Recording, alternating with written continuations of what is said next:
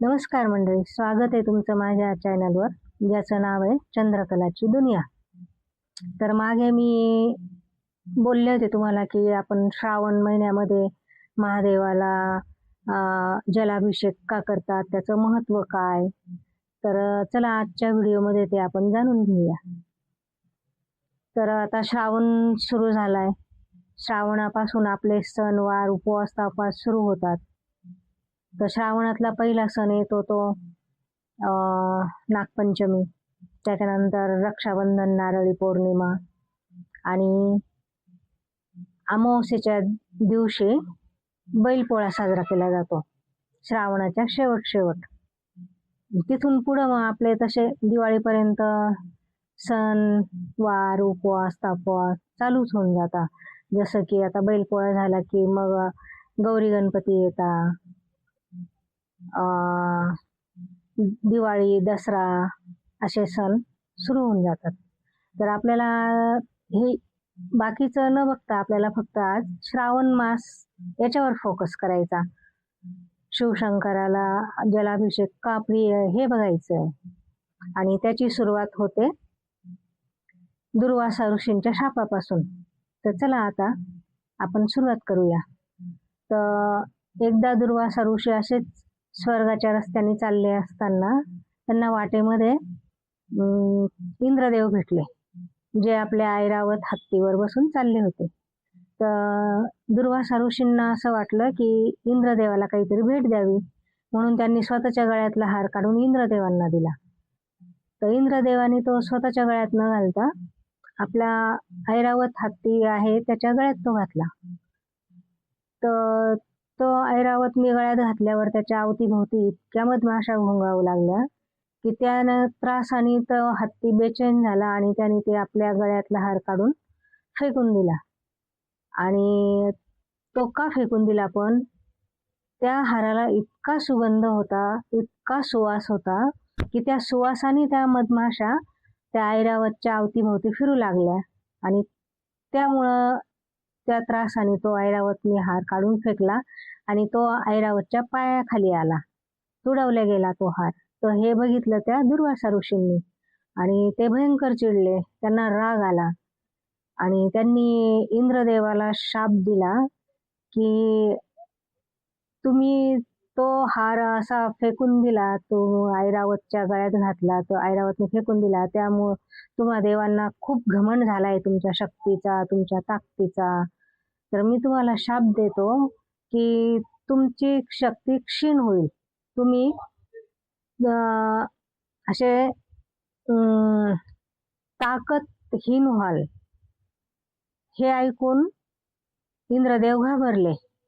बरं, पण आता दुर्वासा ऋषींनी हा शाप देण्यामाग काय कारण होतं? कारण की तो जो हार त्यांनी इंद्रदेवाला दिला होता ना, तो त्यांना साक्षात श्री शंकर भगवान आणि माता पार्वतीने भेट दिलेला होता.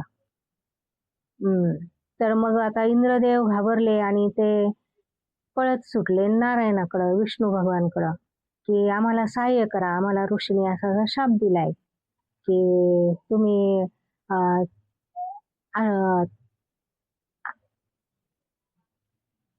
शक्तिहीन व्हाल असं. तर मग नारायण भगवान म्हणाले, घाबरू नका, आपण याच्यावरही काहीतरी उपाय काढू. म्हणून ते घेऊन सगळ्या देवांना घेऊन शिवशंकराकडे गेले. सगळ्यांची अशी बैठक झाली, सगळ्या देवदेवतांची. तर मग त्यात असा निष्कर्ष निघाला की आपण समुद्र मंथन करूया.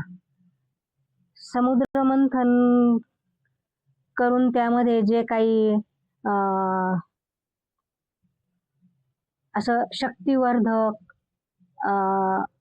अमृत म्हणा किंवा अजून काही निघेल, त्यातून देवतांना शक्ती पुन्हा प्राप्त होईल, ह्या हेतूने समुद्र मंथन करायचं ठरलं. तर मग आता समुद्र मंथन तर करायचं, मग ते कसं करायचं? तर क्षीरसागरामध्ये समुद्र मंथन करायचं ठरलं. तर मग आता रवी म्हणून कोण काम करणार? कारण मंथन करणं म्हणजे असं आपण ताक कसं घुसळतो तसं रवी लावून ते समुद्र घुसळायचा. तर मग रवीचं काम कोण करणार? तर सगळेजण मिळून मंदराचल पर्वताकडे गेले, त्याला विनंती केली. मग मंदराचल पर्वतला भगवान विष्णूचं वाहन गरुड आपल्या पाठीवर उकडून घेऊन समुद्रात घेऊन आला आणि त्याच्या वजनाने ते मंथन काय होणार नव्हतं, कारण ते इतकं वजनदार आहे ते. तर त्याच्यासाठी मग नारायणाने आपला दुसरा अवतार घेतला, कुर्म अवतार म्हणजे कासव. तर तो मंदराचल पर्वत कुर्म म्हणजे कासवाच्या पाठीवर ठेवण्यात आला. आणि मग आता त्याला दोरी कशाची लावायची, एवढा मोठा पर्वत त्याला दोरी कशी लावणार. तर मग शिवशंकराच्या गळ्यातील नाग वासुकी ह्याला दोरी म्हणून वापरण्यात आलं. आणि मग सुरू झालं समुद्र मंथन. तर त्यात निघालं विष, हलाहल विष. तर ते इतकं जहाल होतं की ते त्याच्या जवळ सुद्धा जाण्याची कोणाची हिंमत होईना. तर मग आता त्याचं काहीतरी तर करायलाच पाहिजे. मग शेवटी शिवशंकर पुढे आले, त्यांनी ते विष प्राशन केलं आणि ते आपल्या कंठामध्ये साठवून ठेवलं. त्यामुळं पण भगवान शंकराला नीलकंठ असं म्हणतात. पण मग ते विष घेतल्यामुळं कंठामध्ये भगवान शंकराच्या अंगाची अगदी इतकं लाही व्हायला लागली, त्रास व्हायला लागला, त्यांच्या पूर्ण शरीराची आग व्हायला लागली. तर मग आता करायचं काय. तर मग सगळ्यांनी मिळून भगवान शंकराच्या अंगावर पाणी टाकायला सुरुवात केली. खूप पाणी टाकलं. तेव्हा कुठं शिवशंकराच्या अंगाची थोडीशी आग कमी झाली, त्यांना बरं वाटलं. आणि याचबरोबर समुद्र मंथनामधून अजून बऱ्याचशा गोष्टी निघाल्या, 14 रत्न, जसं की माता लक्ष्मी, ऐरावत हत्ती, आपलं पारिजातक, पुन्हा कौस्तुभमणी, रंभा, उर्वशी, अजून एक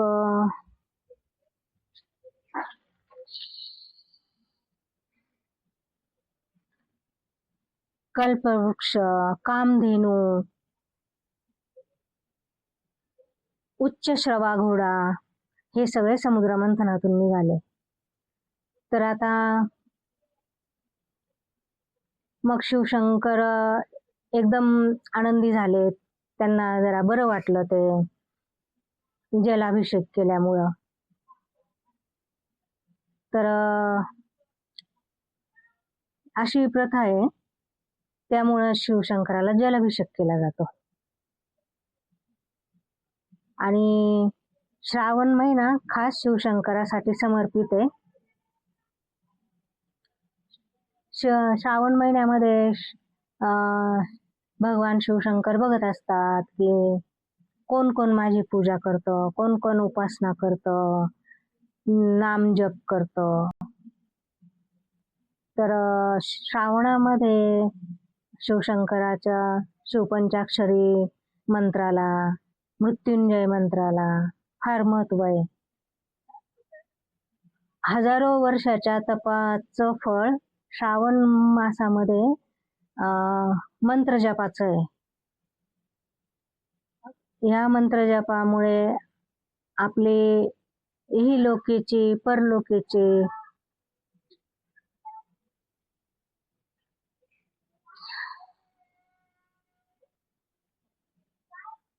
मार्ग सुखकर होतो. आणि